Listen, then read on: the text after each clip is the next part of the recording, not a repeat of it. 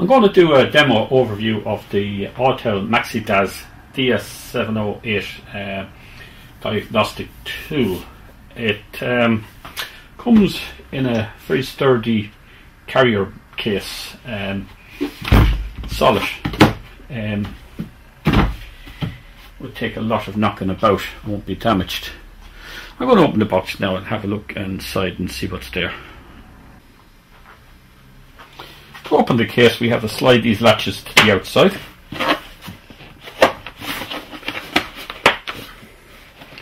And then we just lift. Everything stays in place, which is very good if you're carrying this around the back of your van.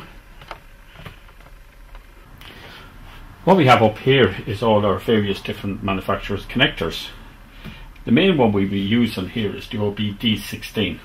This would be compatible with both EOBD and OBD2 vehicles. The other ones then are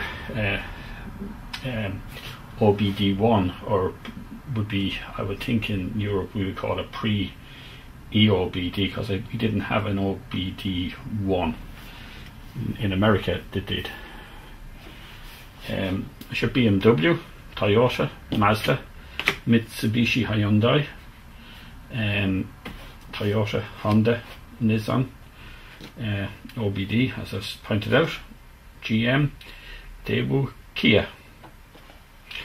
You also have an SD card reader here as well in this slot.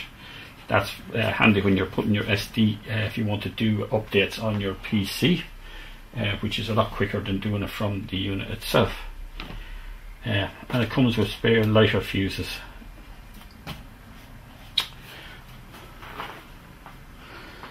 Down here we have more, and as you see, everything is strapped in nicely so it doesn't flop about.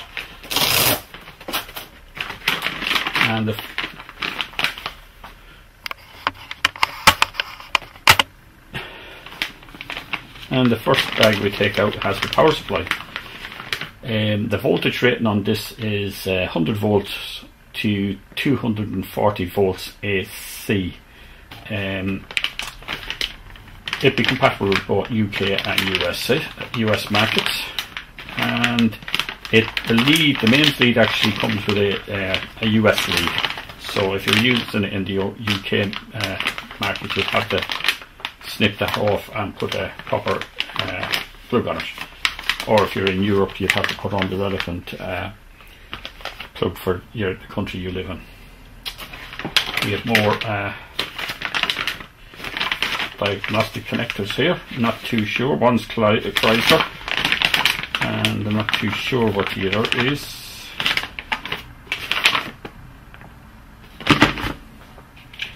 And up here then in this compartment we have more. Likewise, strapped in nicely.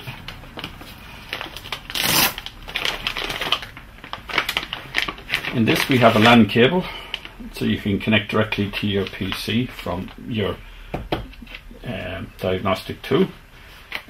Might make it a bit quicker for upgrading and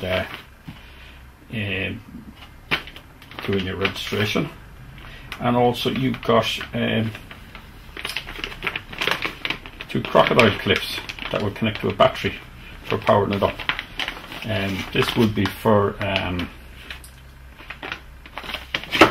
pre-OBD2 and EOBD, when it didn't have its own supply coming out with a diagnostic connector. And you can use both. That can plug straight into your cigarette lighter, or it can go into this, which these ends then would fit to the relevant terminals on your battery.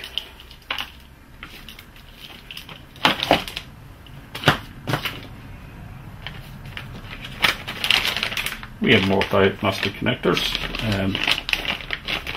Someone might recognise them, what they're for.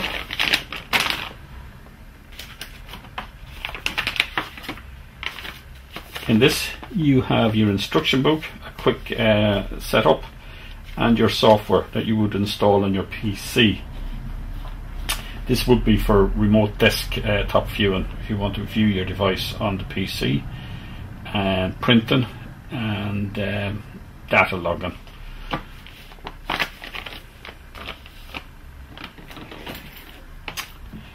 This is the lead then you would use between your diagnostic tool and your DLC connector. So we're going to get the OBD connector off. One is male and one is female. Put on the right one. You don't want to damage these. You don't want to damage these pins in here, so make sure you don't damage them.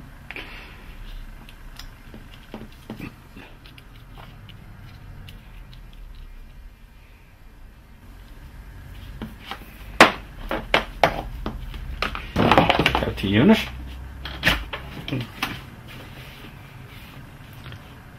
On this, I see something now I'd rather not have. I see pins coming out of this which can be easily damaged. I'd rather see female type connector here, and on the lead then the male type. So if the lead gets damaged, all you have to do is replace the lead. If this gets damaged, you might have to replace that connector inside, which I don't know yet, might be hard to replace. To unsolder it nowadays, it can be quite difficult, so be careful with that at all times when you're putting these in. Don't jam them in crookedly or anything like that.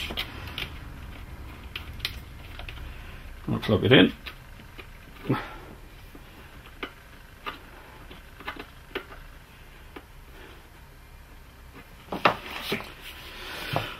On the back here then you have your stylus pen. And you have this for, it does two functions. That's for standing upright, but you can also hang it up over your steering wheel, which is handy. See, can we get that? Can we simulate it? As you see, it's hanging up there on the side of the box, which could be the same as a steering wheel.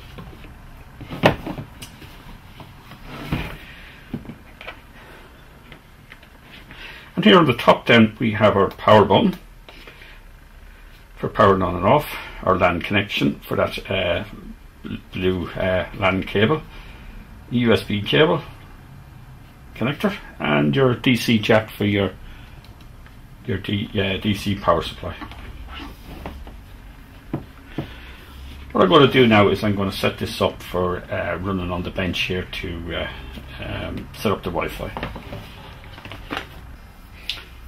I'm going to power this up with its DC power supply from the mains, as it doesn't have its own internal battery to power it up. But first I'm going to put this SD card in that comes with it. It's an 8 gig. I'm not too sure what the maximum card you can put in it. I've read on forums 32 gigabyte HC SD card. If you get a class 10, it'll be a lot quicker loading files onto it when you're doing your updating from your PC. Okay, let's stick it in. Here's your it clicks in place.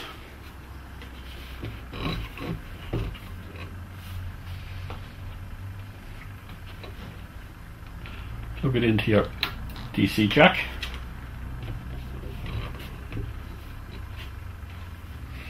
And now we can power it up. There's a button up here.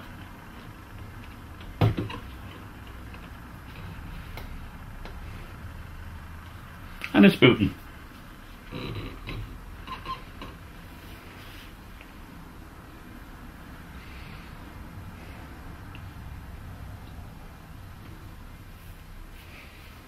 I'm going to leave this live to show you the boot time on it. I could speed it up.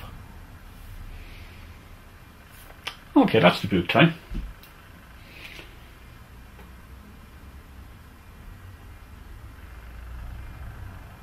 Okay.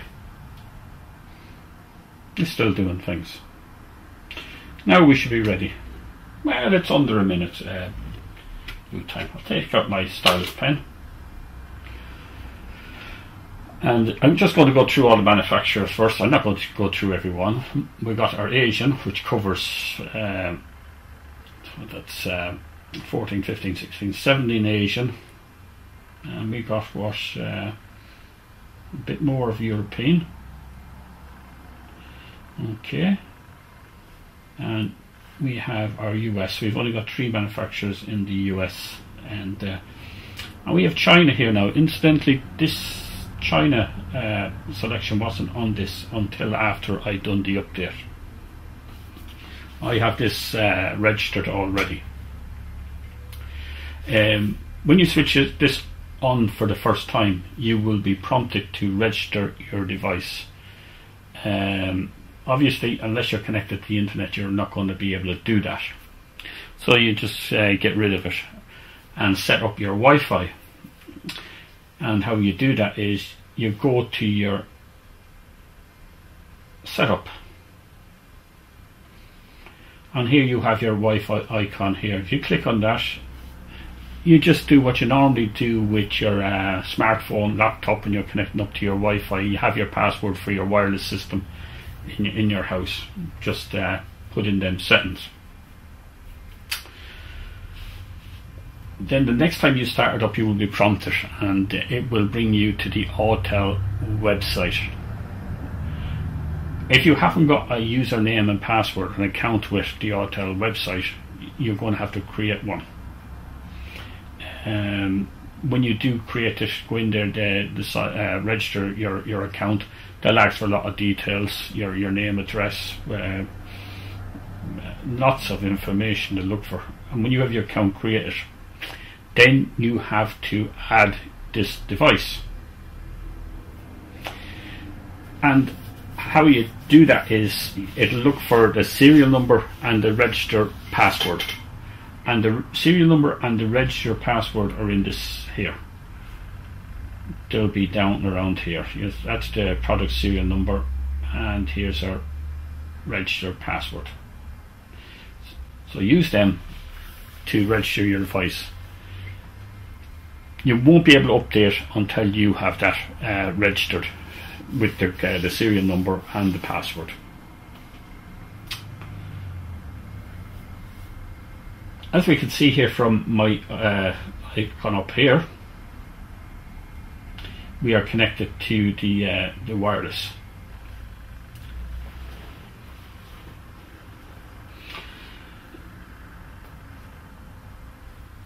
Let's just click on a few of these buttons to see what they do.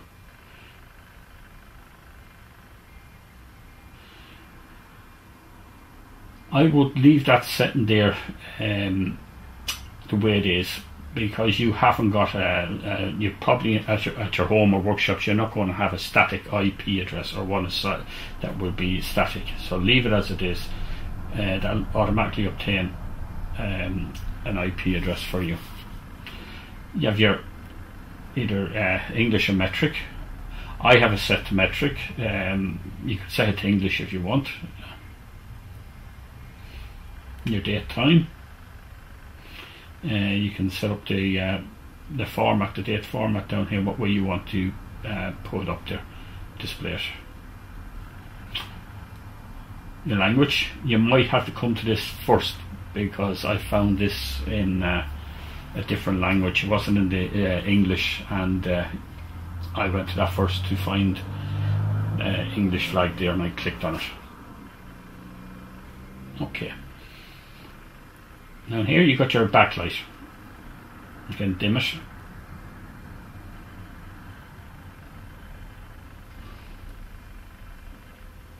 Then you got this. I have the beep set to off. If I set this to on,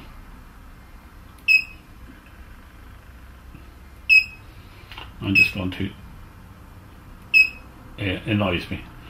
This here is for calibrating your touch screen here. I'm just going to click on it. What you have to do then with your stylus is press that. It'll move. Just follow it.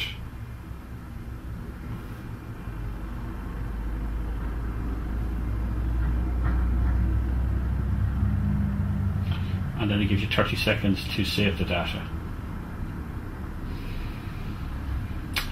This is your remote desk viewing.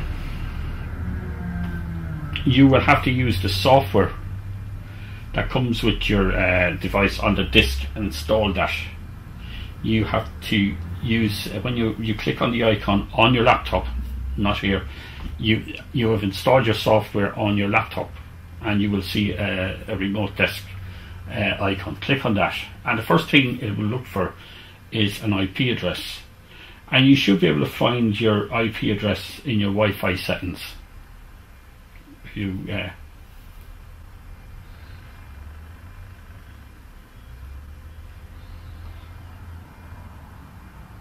my IP address is here, the top one there. You'll see it there above server subnet mask.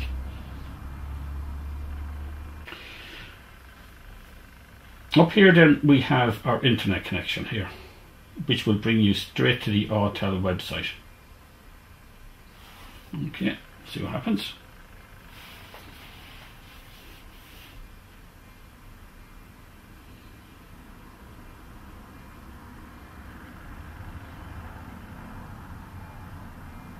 Let it load up, and we're in.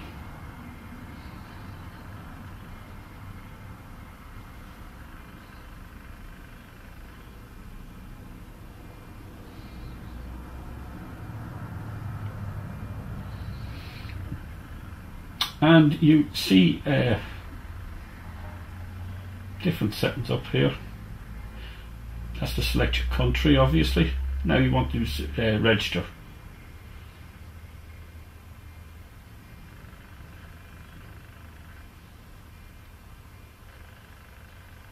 Just let it carry out that. I clicked on the country.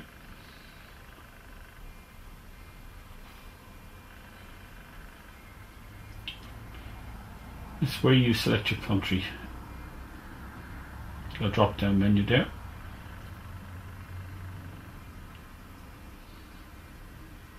It's giving you 3 settings: Europe English, United States English, or China.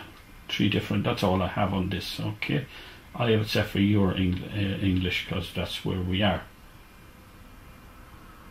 Try to get over here to the right, and you have your register. Just click on the register. Give it a few minutes.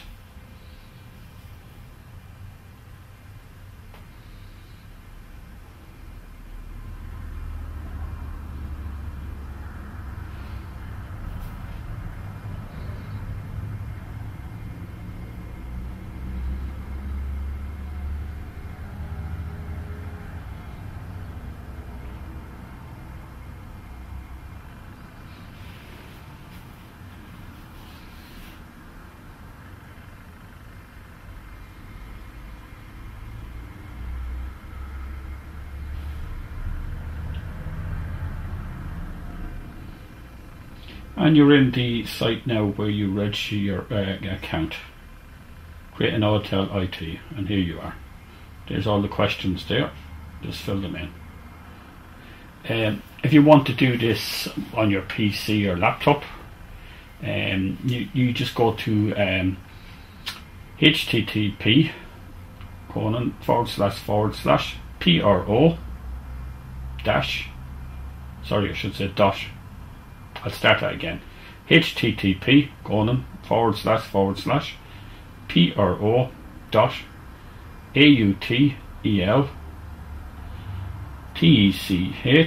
auteltech.com, and you can create a username and password in your account on your PC. It might be quicker than here.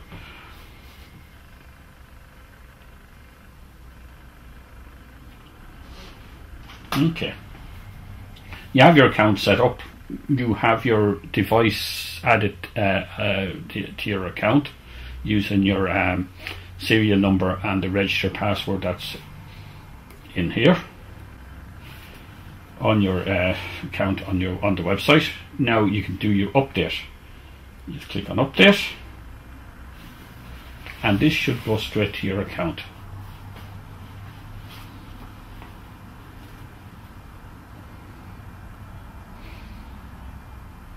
The first time you do it, it might prompt you for your username, your Autel ID and your password.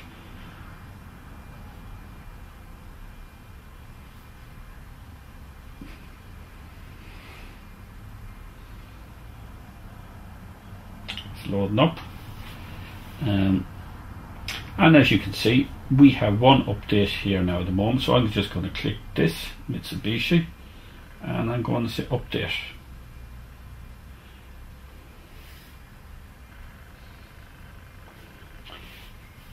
This can take a considerable amount of time on the device. I normally put that card on the SD reader or in my SD reader on my laptop, depends which laptop I have, and I would do it on that. It's just a little bit quicker. On your PC with your software, you had I didn't mention it, a DS708 updater icon on your desktop as well that would have been installed with your software. If you click on that, put in your Autel ID and password, and it will go straight to your account, and you should be able to do an update. But you have to make sure you have your SD card plugged into your PC. Otherwise, if you look over here, there'll be no information. It tells you the total size of memory and how much is free. Obviously, as these get more and more updates, this card has less free space in it. Now, if you have less free space in it, that's less free space for you to take photos and store data for reference when you get back from a test drive. So if you find your card getting full, I would upgrade it.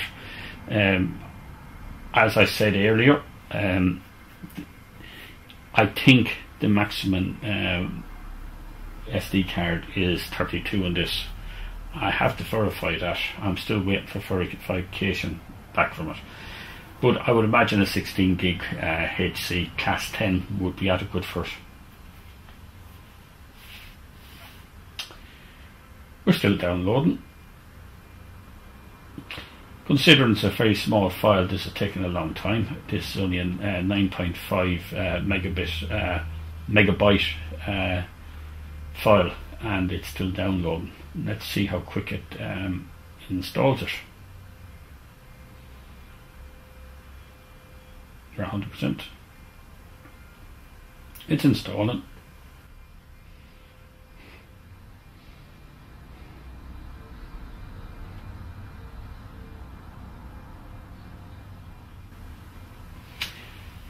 And update complete. We have the latest version of Mitsubishi now installed on the SD card. So I'm just going to exit.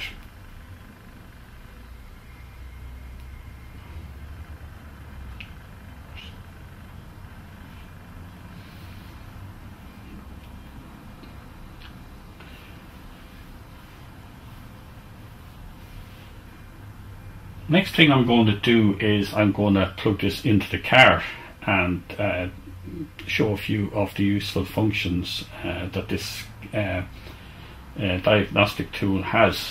It does have some good service aids built into it.